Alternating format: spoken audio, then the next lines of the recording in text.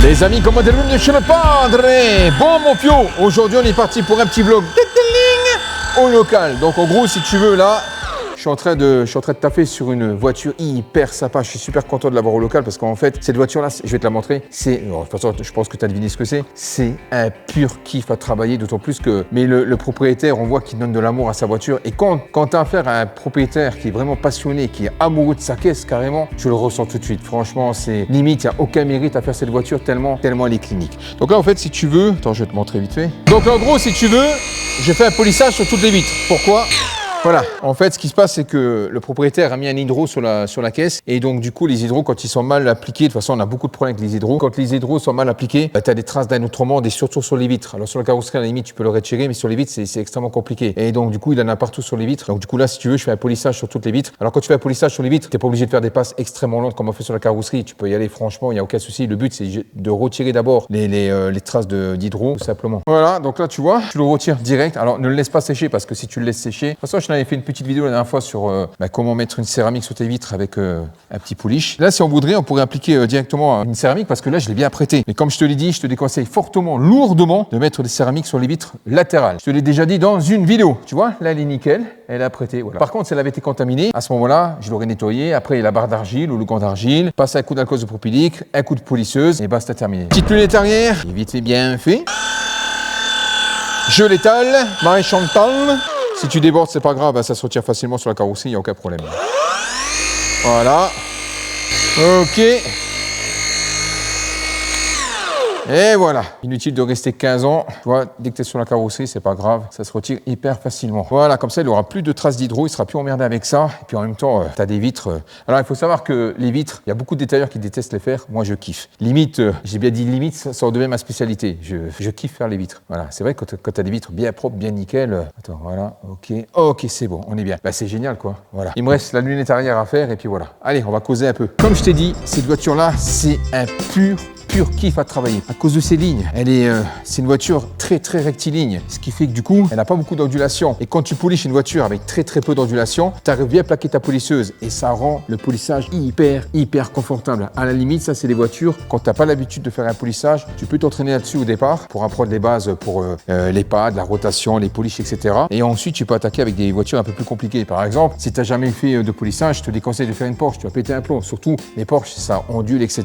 Il faut jouer avec la polisseuse. Voilà, et là c'est hyper. Tu as quelques petites ondulations, mais très légères. Et ce qui fait que du coup, quand tu passes ton pad, il est bien à plat et tu peux bien travailler. C'est super confortable. En plus, comme je te l'ai dit, le propriétaire, on voit, c'est un passionné de Mustang. Et tu le vois concrètement, quand un propriétaire donne de l'amour à une voiture, comme je te l'ai dit, tu le ressens tout de suite. Limite, la voiture, je ne vais pas te mentir, c'est la plupart du temps dans les commentaires, ouais, Padre, beau boulot, etc. Là, il n'y a quasiment pas de mérite. Alors évidemment, elle est micro-rayée parce que voilà, ça fait partie de la vie d'une voiture. Hein. Même si nous, les détailleurs, on te montre toutes les techniques pour éviter pour éviter, pour limiter les micro-rayures. Tu en auras toujours, évidemment, ça fait partie de la vie de la voiture. Donc du coup, polissage sur cette voiture. Bon là, elle n'est pas finie, hein. Il lui reste encore à mettre là l'alcool isopropylique, ensuite la céramique, les petits produits qui vont bien. Donc je finis ça, je vais te montrer l'extérieur de la voiture et surtout l'intérieur. Franchement, c'est une dinguerie. Honnêtement, ça fait vraiment plaisir quand tu vois des propriétaires qui sont...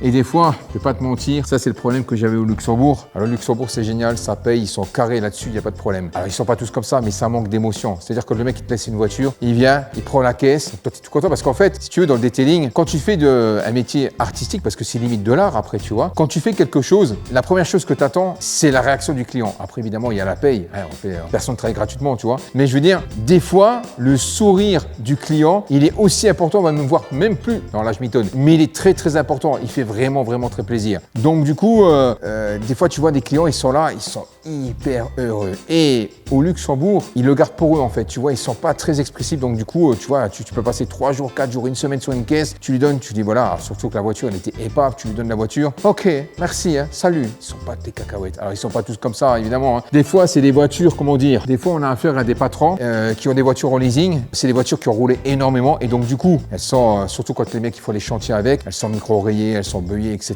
par rapport au travail. Donc, du coup, ce qu'il fait, c'est qu'il va la laisser à des tailleurs pour la remettre en état et ensuite, il va la redonner à la concession. Et ça évite qu'il se fasse facturer parce qu'au Luxembourg, ils rigolent pas là-dessus. Hein. Tu sais, c'est les LOA, le moindre truc qu'ils te facturent et ça coûte une blinde. Donc, c'est la raison pour laquelle les détailleurs bossent beaucoup avec les voitures, justement, des LOA, de location. Enfin, LOA, c'est crédit avec option d'achat. Et voilà. Donc, c'est pour ça qu'ils n'ont pas trop d'émotion. Mais quand c'est ta voiture que tu kiffes et que tu choisis ton détailleur et que tu lui donnes et que tu la vois qu'elle est nickel, c'est pas la même émotion. Tu vois ce que je veux dire? C'est tous les mecs qui travaillent dans l'automobile, que ce soit de la mécanique, le detailing, les influenceurs dans l'automobile. Si tu penses que les voitures n'ont pas d'âme, t'as rien à foutre dedans. Lâche les voitures, c'est pas fait pour toi. Les voitures, elles ont une âme. Je suis sûr que c'est les voitures qui te choisissent. Voilà, je parle et j'enlève même pas le polish. Regarde-moi cette beauté. C'est pas une beauté, ça? C'est magnifique cette voiture.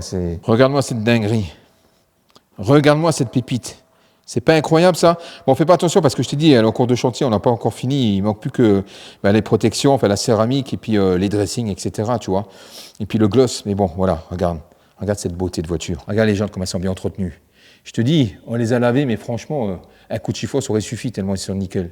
Incroyable. Tu vois, tout à l'heure, je te parlais du rectiligne. Regarde les lignes comme elles sont. Voilà. Donc, du coup, quand tu mets ta polisseuse dessus, c'est nickel. Ça passe crème. Les autocollants, tu vois, on en a pris soin. Évidemment, j'ai mis du scotch tout autour pour éviter de passer la polisseuse dessus, puis pour les polir, pour éviter de changer l'apparence. C'est ça, un bon detailing, c'est garder l'apparence d'origine de la voiture, tu vois. Même s'il y a des trucs qui étaient rajoutés, mais bon. Regarde les bus d'aération, comme elles sont bien faites. On nid d'abeilles. C'est pas une dinguerie?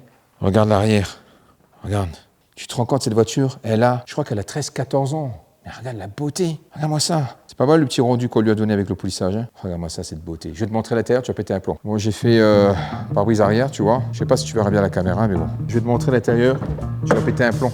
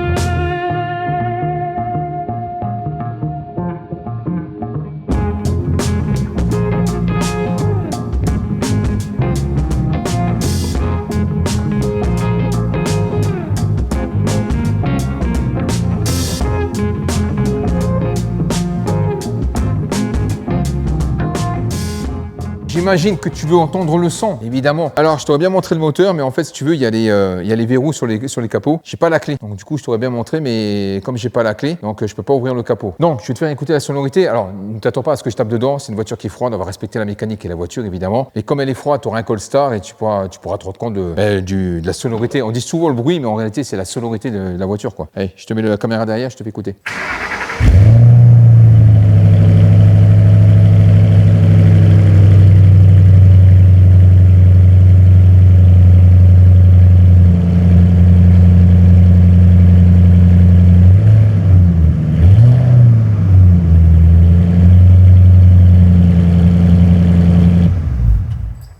C'est dommage que ce genre de vidéo, ça marche pas tant que ça parce qu'en fait, moi je kiffe faire ce format parce que je te montre des techniques, t'apprends des choses, je te fais découvrir des voitures différentes, des passions différentes, des philosophies différentes. C'est dommage parce que comme je te l'ai dit, tu vois, les gens sont là pour Padre, fais-moi un test à produit chez Lidl. Je peux comprendre qu'il y a des gens qui veulent que je fasse des tests produits Lidl, Action, etc. Mais bordel, il n'y a pas que ça, tu vois ce que je veux dire. Voilà, il y a aussi, il y a aussi l'automobile. On est là pour ça. Si tu es sur ma chaîne, tu es là pour ça, non? La plupart du temps. Concrètement, ce genre de vidéo, ça doit être un kiff en fait. Pour moi, c'est un kiff. Alors je dis pas que j'en ai marre de faire des tests produits. Aujourd'hui, je me concentre sur les produits.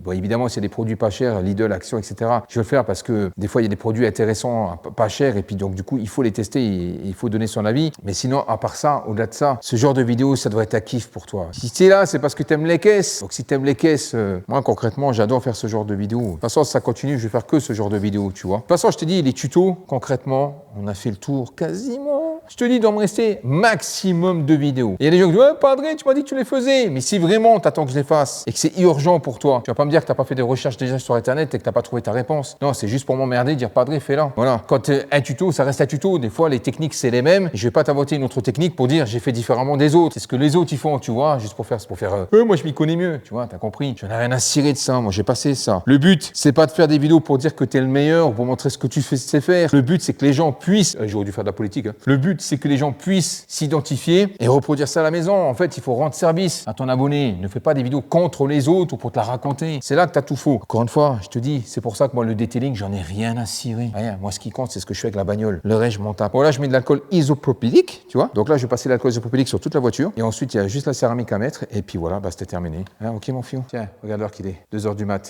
Ici, on fait des postes de jour et des postes de nuit. Comme ça, on est beaucoup plus productif, mon fiou. Eh oui, Arbeit.